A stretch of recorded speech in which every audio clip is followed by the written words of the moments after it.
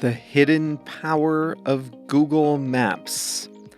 Hi there, I'm Jeff, and this is Plain English lesson number 477.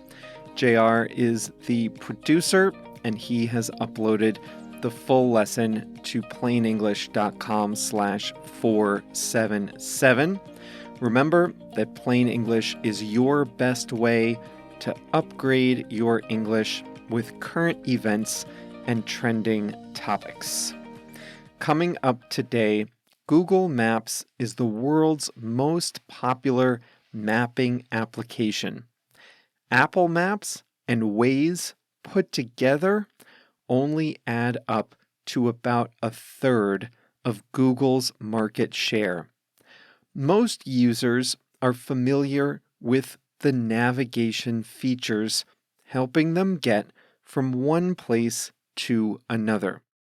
But Google Maps is packed with features that you might not know about, and that's what we'll talk about on today's lesson.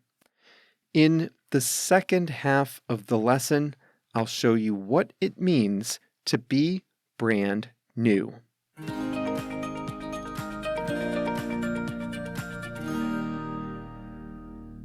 Well, we all know about finding our way from one place to another.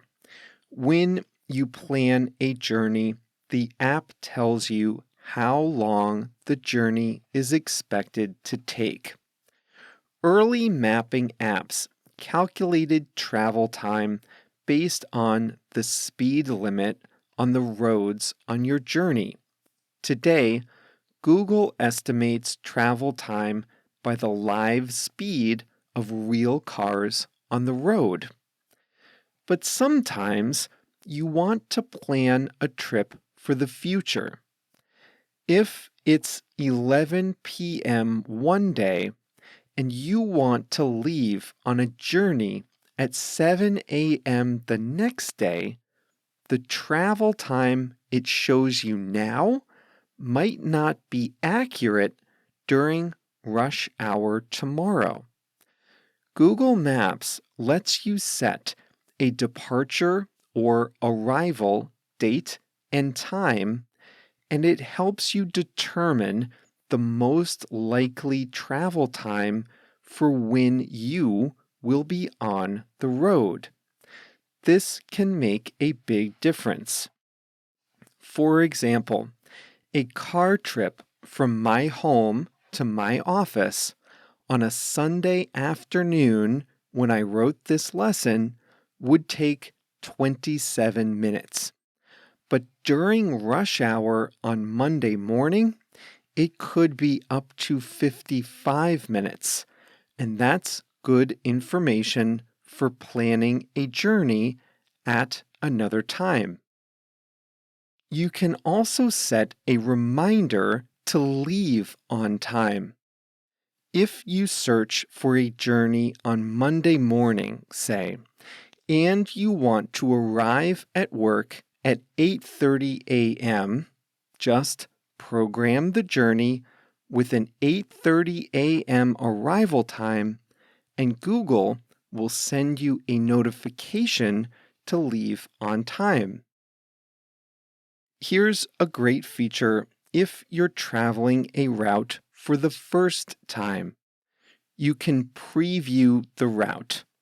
In this mode, you can advance step by step and see a close-up map of each turn on the route before you leave. This can help you get familiar with any difficult turns or landmarks along the way. When you get to your destination, you might want to remember where you parked. If you double-click or double-tap on the blue dot at any time, you can set your current location as your parking location. You'll then be able to find your car or bicycle or scooter when you return. That can be helpful in huge parking lots or in areas that all look the same. Have you ever been on a journey and gotten a message from your friends or family? Where are you? What time are you going to get here? If you're driving, you may not want to respond to those text messages. Good news, you can share your route and your location on the route with another person. The feature is called Share Trip Progress, and it lets you share your location with another person until you arrive at your destination. Not everyone drives, so let's talk about how Google Maps can help if you're not in the car. Have you ever been on the street with a Google Maps journey in progress, but you don't know if you're facing the right direction? Like it says, walk east toward North Sawyer Avenue, but you don't know which way is east or where Sawyer Avenue is. Google can help you here. The feature is called Live View. It uses the camera to figure out which way you're looking. Then it overlays directions on top of the camera, showing you which road is where and where you need to walk. That way, if you get turned around, you can open Live View and quickly see which way you need to walk. This is great for places without good signage. Live View only works in areas where Google Maps already has Street View data. This audience is full of international travelers, and you know that you don't always have good mobile data if you're out of your home country. You can download the maps to your phone before you leave, so that the map data is stored locally. Since directions use the map and GPS, you can still follow directions even without a signal if you download the maps ahead of time. Look for the Download Map feature either when exploring a place or planning a trip. We all know that browsers have incognito or private browsing mode so that your search activity doesn't show up in the future as a suggested result. Google Maps has that feature too. Look for Turn on Incognito mode in the settings. Your recently searched places won't be suggested on future map searches. Two more features. Have you ever wondered about the distance between 2 points as the crow flies? That means in a direct line, regardless of conditions on the ground. Just tap on any location. In the menu that comes up, choose Measure Distance, and it will measure the exact distance between any 2 points as the crow flies. For example, if I drove to my office, it would be about 8 miles of driving, but it's just 6.826 miles as the crow flies. Finally, here's a feature only available on desktop. You can see Street View photos from other points in time in history. If you're on a desktop computer, search for this address: 110 North Wacker Drive, Chicago, Illinois. Drop the yellow man icon onto the street in front of the building and rotate the view until you see the brand new glass office tower with a Bank of America branch on the ground floor. In the upper left-hand corner of the screen, find the image of a clock next to the words Street View. Click there to find the same viewpoint from several different times dating back to August 2017. If you choose the August 2019 photo, you'll see the building is half built. Go back to 2018, you'll see a construction site and a crane. Then see any photo from 2017 or earlier, and you'll see the building that used to be there.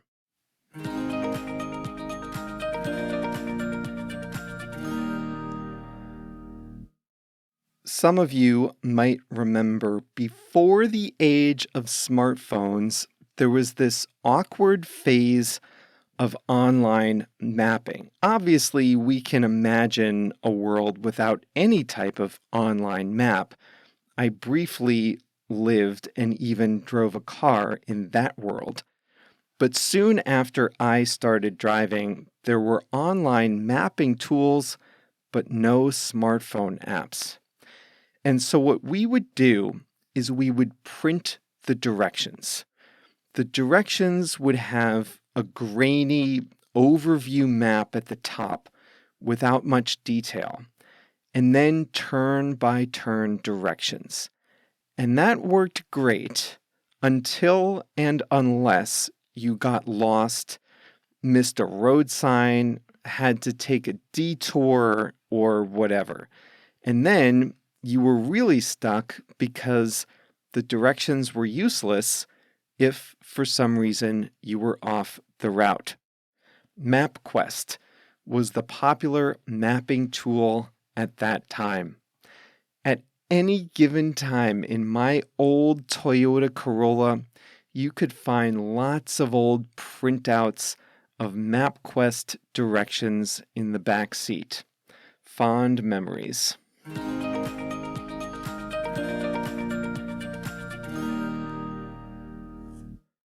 Today's English expression is brand new. This is going to be a short one, but I don't want to hear any complaining because I already taught you as the crow flies in the main lesson. You're going to use brand new when you want to emphasize that something is very new. Now, there's no time limit on brand new. It's all about your judgment and how new something seems. In today's lesson about Google Maps, I was telling you about the feature that lets you go back in time on Street View. You can see photos from the street at various points in the past, whenever Google took a new Street View photo of that building. And to illustrate that, I suggested you look at the Bank of America Tower in Chicago. This is a brand new skyscraper. It opened in October 2020. Today, it's May, or now June 2022, so it's a year and a half old. But it barely got any use during COVID, so I think we can still say this building is brand new. It's very new. Now, don't go outside in the rain if you're wearing brand new sneakers. You'll get them wet and dirty. You know that new sneakers are perfect.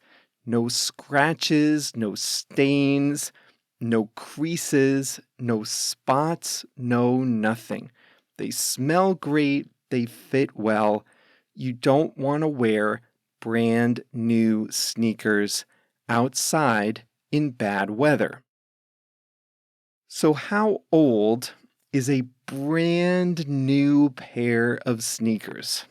I would say a week, maybe a month tops. Sneakers might last, I don't know, 2 or 3 years. So that first week, the first month really is new. But wait a minute.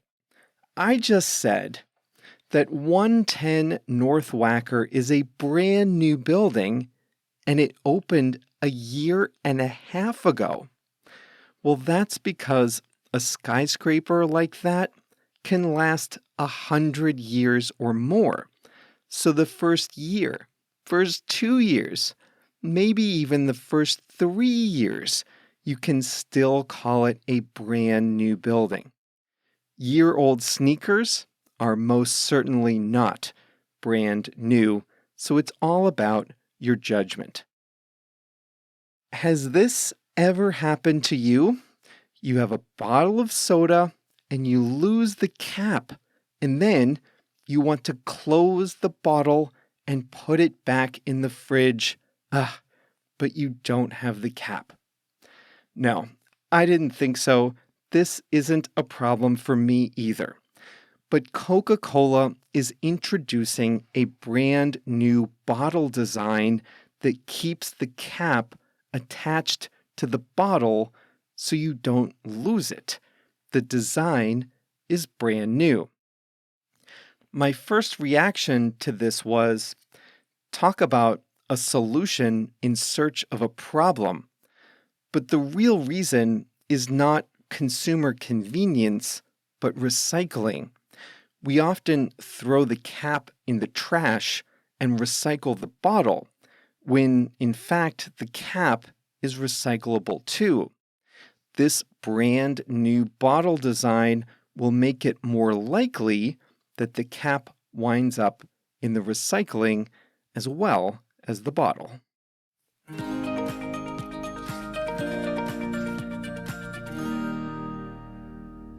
Now it's time for JR's Song of the Week. He has selected Hold My Hand by Hootie and the Blowfish. It came out in 1994 on the band's most popular album ever, called Cracked Rear View. Hootie and the Blowfish were really popular in the mid-90s, and this was their most famous album with a number of hits on it. Hold My Hand is one of them. I saw one critic say that the song was a perfect symbol for the band's good time vibes, and I do agree with that. So thanks, JR, for this Song of the Week. And that brings us to the end of today's Plain English.